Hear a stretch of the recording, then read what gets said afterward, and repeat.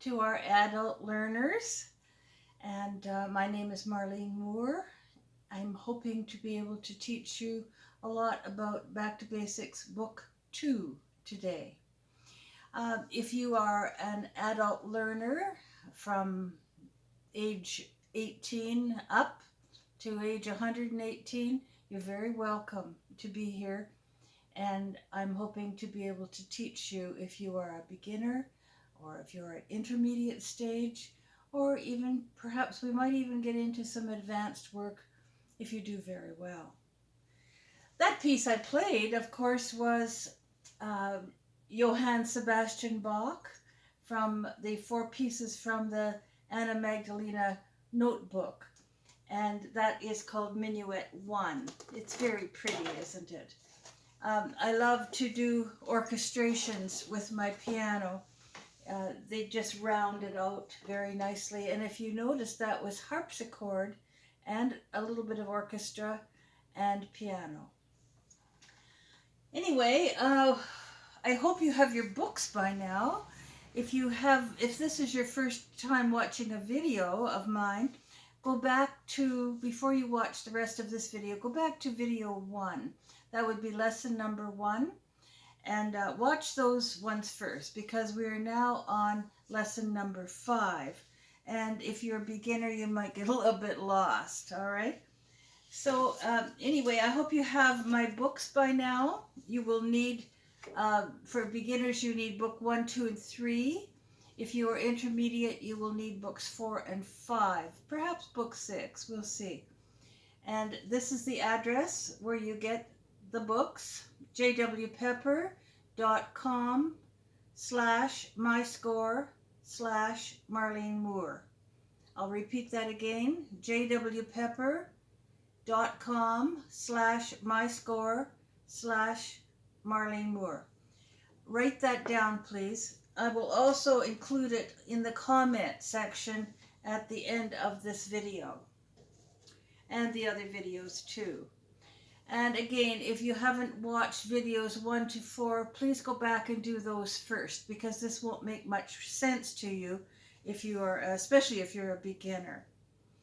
I hope you will also join our Facebook group, because what I teach you here for this half hour is only half of what we do. And there's so much more time in the Facebook group to teach you more. So I hope you will join us. I will also put this in the comments, put the link in the comments, but the Facebook group, the Facebook group is called Piano Teachers and Students Back to Basics Books. Piano Teachers and Students Back to Basics Books. That group is made up of Back to Basics piano teachers and adult piano students. And I hope you will join us, because that's where a lot of your learning will take place. I'll also put this in the comment section. Alrighty? In the Back to Basics piano program, the idea, the philosophy of it is love, achievement, freedom, fun. That spells laugh. And hopefully it's love, achievement, freedom, fun for you and for me and for all of us who are doing these kinds of learning videos. I was going to say teaching videos, but it isn't teaching. I'm doing the teaching, you're doing the learning, hopefully.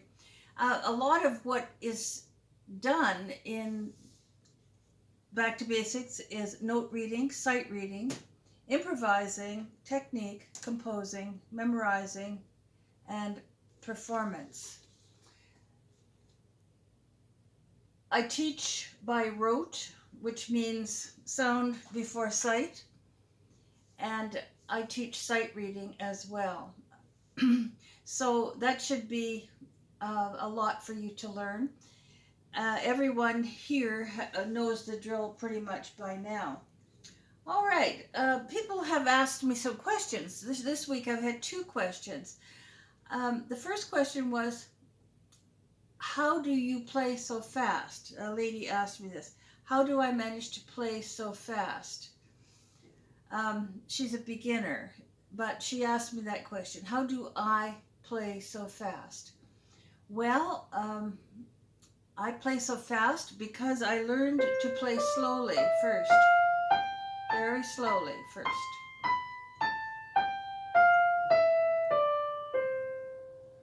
And also, I started when I was 3 years old. I was a very gifted child, and I took piano lessons from the time I was 3 until I was 20.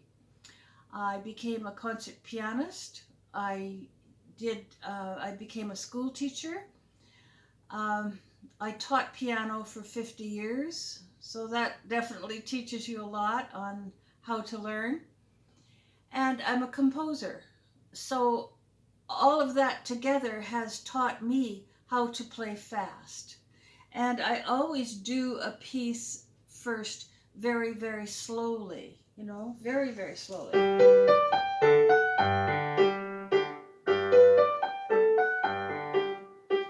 I haven't got the notation up there. I do some pieces with sight reading, some pieces are memorized. I'm an auditory learner and a kinesthetic learner. That means that I have a really good ear, and I have a good, I need to feel where I'm going. I need to know the geography with my fingers. So all of that helps me to play fast. I hope that answers your question. And I'm very dedicated too. Since I've been 3 years old, nothing has changed. I have never at any point wanted to give up. I have never wanted to change my careers. I graduated from the Royal Conservatory of Music in Toronto, Canada, and I was a Suzuki piano teacher for a while, and then I eventually developed my own teaching program, which is what I do now with all students. So I hope that answers your question and teaches you a little bit about me too. I'm hoping to know a little bit more about you after you join our Facebook group. That would be great, because I can help you better that way, a whole lot better that way. And the other question I got this week is, how do I make the left hand softer than the right hand? And that's a very good question, because 90% of the time, our left hand is not as loud as our right hand. Now, the piece I just played for you is an exception. They're evened out. You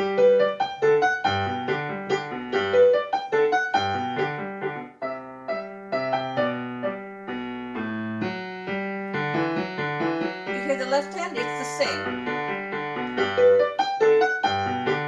They are evened out. And that's because it was written during the Baroque period, before the harmony was invented. This is called contrapuntal harmony, which is a different kind, and we'll go into that when you're ready for those kinds of pieces.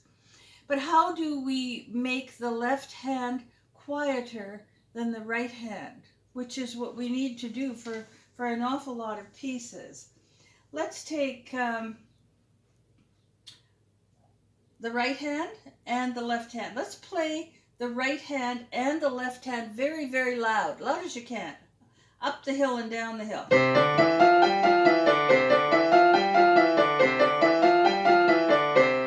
Now, let's play the right hand and the left hand as softly as you can. Do you feel the different touch there? You hear it, and when you try it at home, you'll feel it. So we can do them both loud, both soft. Now, to get one hand softer than the other, to get the left hand softer than the right hand, we have to sneak up on it. Sometimes in piano you have to be very sneaky. So I'm going to shout out what to do as I'm playing. All right, playing loud. Now, soft, soft, soft. Feel the difference. Keep on going. Loud. Soft. Loud.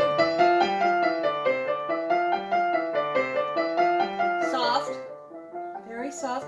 Now, leave your left hand soft, right hand loud when you're ready.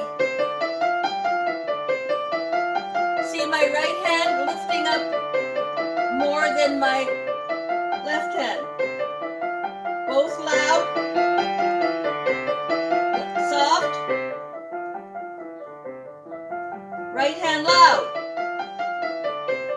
Well, the left hand is still soft, you see? Right hand loud. It's how you press down, the amount of weight that you're using. So your right hand will be lifting up, marching like little soldiers. The right hand will be very, very close to the keys. The trick is, you are in control of your fingers.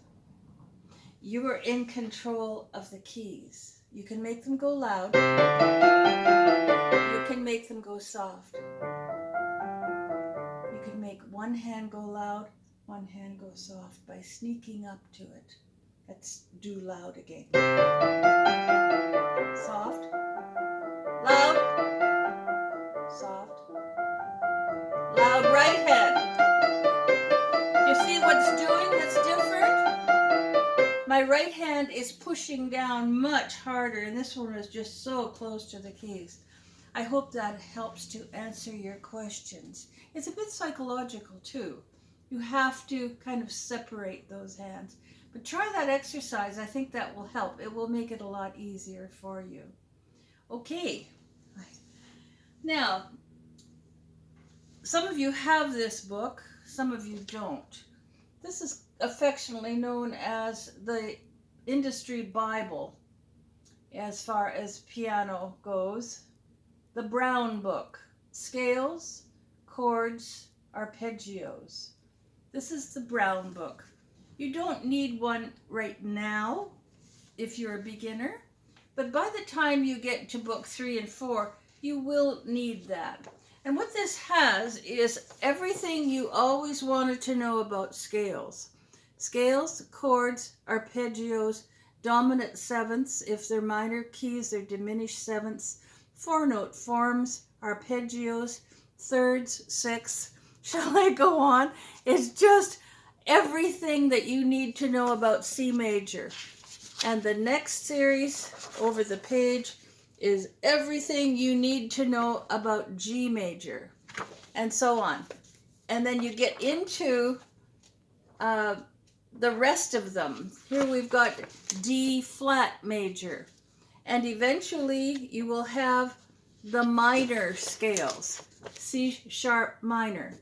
The material in this book, every pianist has to know everything on every page of this book. That if you're a beginner, that might seem overwhelming. But when you get into having to move those fingers fast and know your theory, know your time signatures, you will need this book. With children, I start them about book 4 on this. And you don't go at it all at once. It's a lifetime learning process. But if you're serious about piano and about piano technique, yes, you will need that. Scales, chords, arpeggios. You will also need this book, Hannon. Hannon was great on exercises, and there are all of the Hannon exercises you would ever want in your lifetime right here. Oh, look what's in the middle. A picture of me when I was a young concert pianist, stuck in the middle of my Hannon book. How appropriate. My Hannon book has 60 Hannon exercises. You can also get the yellow book that I don't think has 60. I think it has 30. Most people don't get past number 30. It's not necessary for intermediate and low-level advanced work. It's just not necessary. But some of my students who are in the Facebook group already have done Hannon number 1, and they're ready for number 2. I will show you Hannon 1. And by the way, it's not necessary to do them 2 octaves, just do them 1.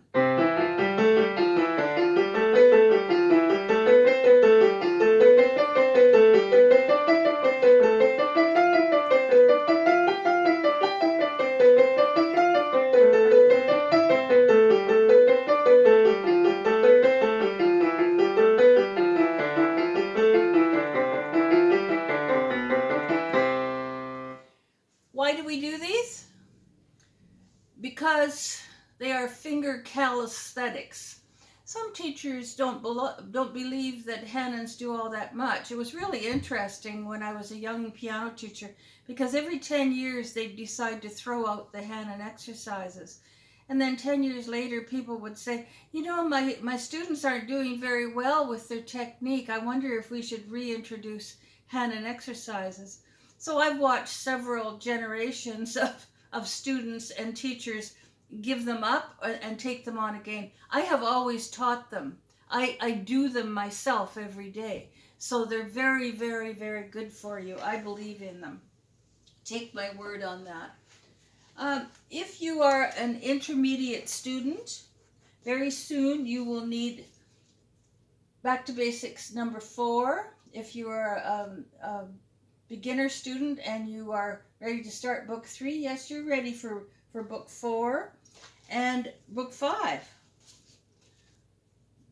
You're ready for book 5. Book 6 is definitely intermediate.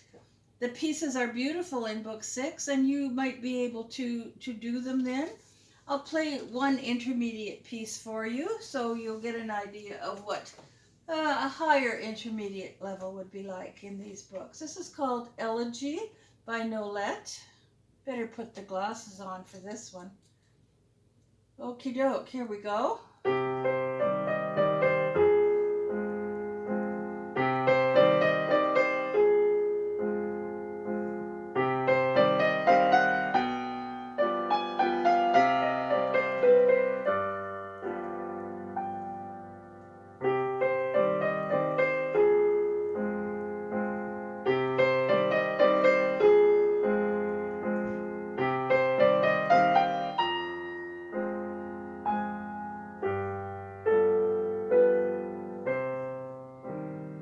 And then it goes up here.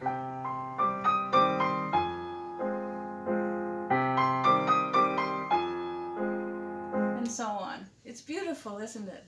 So it's well worth working towards. There are other beautiful pieces in here written by famous composers and written by me.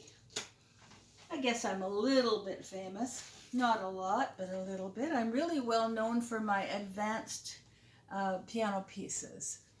Right now I'm writing a symphony. So, and a lot of pianists are playing my more advanced piano technique and my pieces.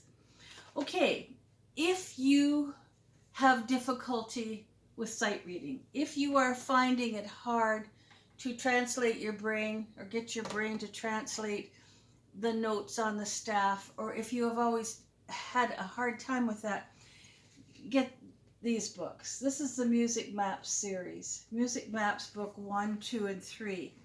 And they are like your other books, like the sight reading in your regular book, except that they're a little more meaty substance to them. And nice big notes too, so that you can see what you're doing. It's that format also in Music Maps book 2. These are for sight reading. A lot of children and adults have really improved their sight reading with this, because it's showing you, you know, where the notes live, and we sound them always on the piano so that you can hear them. Music Maps book 3 is getting into pieces. I will play one of the pieces for you.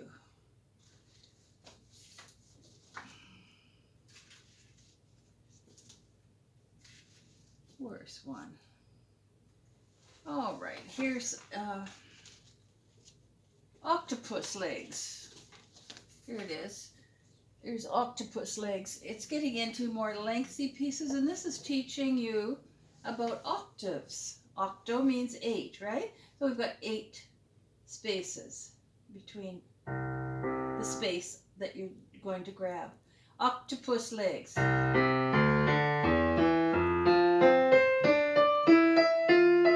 Sorry.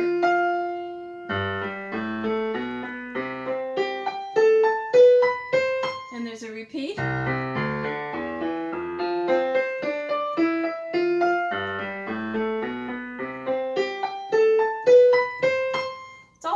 good exercise.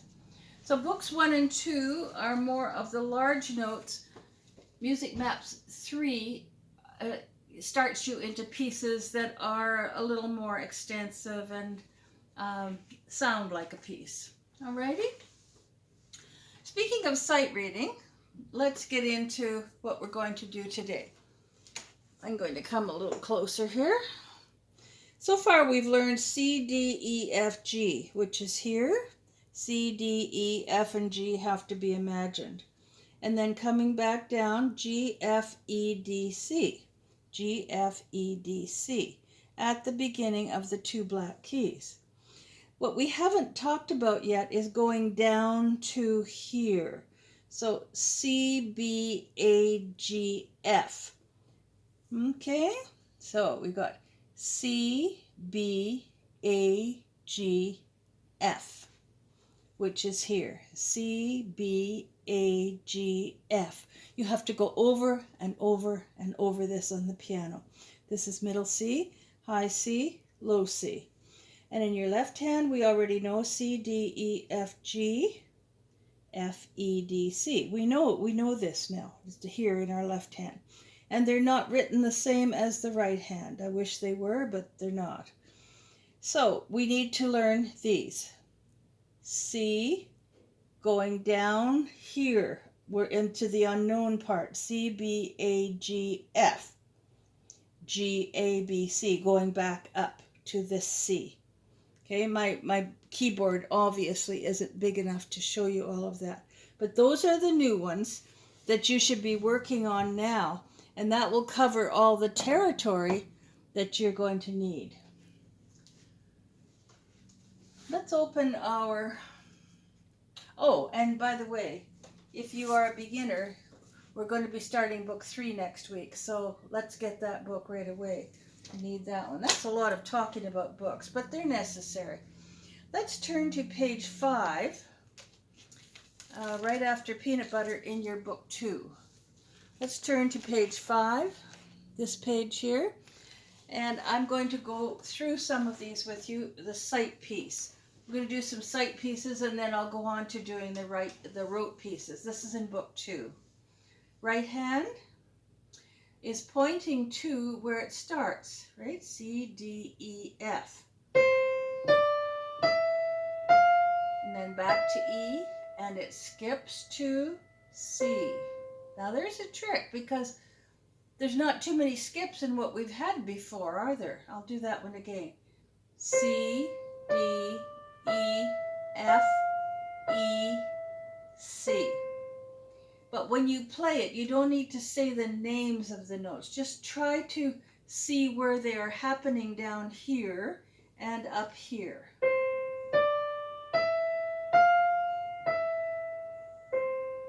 And remember, it doesn't matter you don't need to count. It doesn't matter if they're black or white or green or have stems. It doesn't really matter. Okay, page 8, left hand.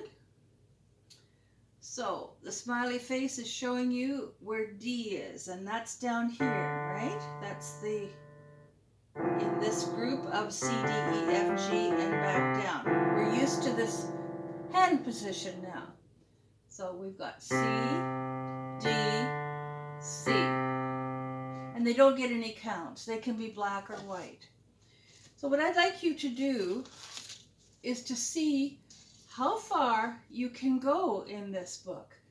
Pay attention to the clef. Is it right hand or left hand? C, D, E, F, G. Those are written in for you. You should know that one fairly well by now. And of course you're going to bring your cell phone, put it here, listen to how I play it, and then you're going to do it. Right hand, spaces. We have skipped now.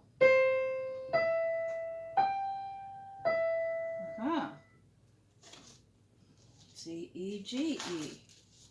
And I'll do one more. You can figure the rest of them out by yourself. The little dot up above the note.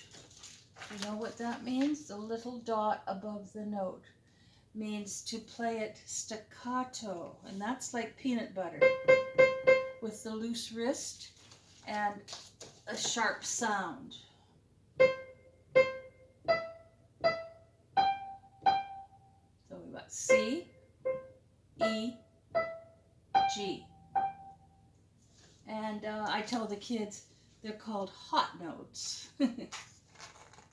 Oh, maybe I'll do one more. Let's do one more right after turtle walking. Left hand, page 20.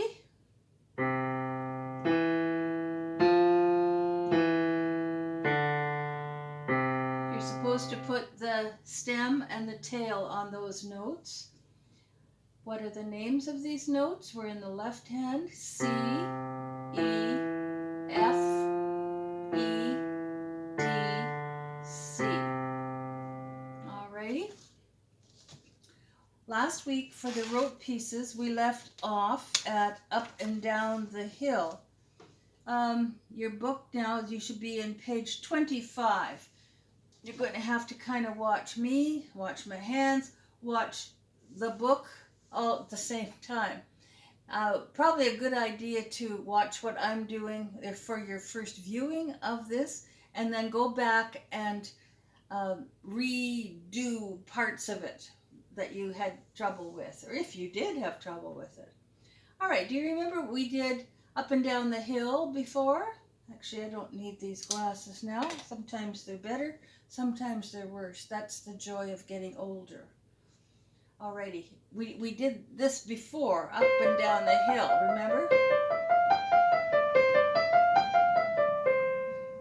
And we did it with left hand.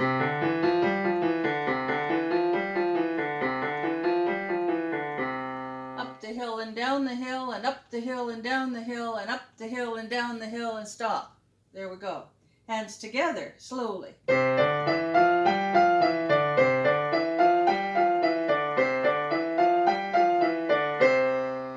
Aha, you can do it twice if you want to. And down below, there's a little bit of homework for you to do. Make your own song, and then more sight reading. And now we're on Teeter Totter Surprise, left hand. Teeter Totter, you remember in book 1 we had that? Now, the Teeter Totter is going to have a surprise. I tell the children this is Billy B. Billy B is going to give them a surprise. There's a picture of the B there. So it goes down to B. So we've got 3 teeter-totters. And then a B, which is different. It's going to be here. And then back to the original one. B. Okay, I'll do that one without talking.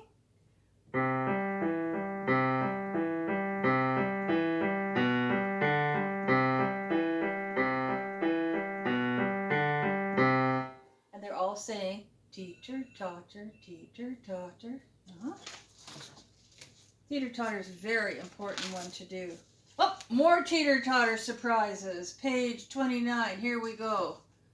Oh, it's going up to the A. There's another surprise here. Go slowly when you do this one.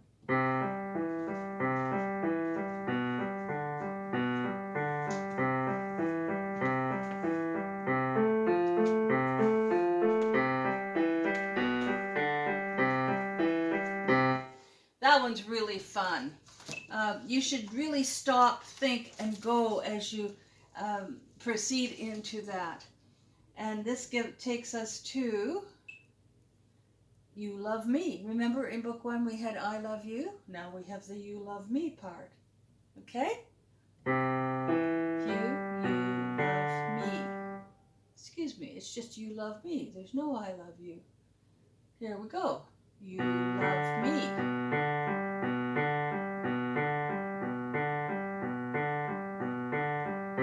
Hear it saying, you love me. So how many do we have? 1, 2, 3, 4, 5, 6, 7 you love me's, and then it ends on the C. 1, 2, 3, 4, 5, 6, 7, and then the end except I did it incorrectly. You're supposed to hold it down for 3 counts.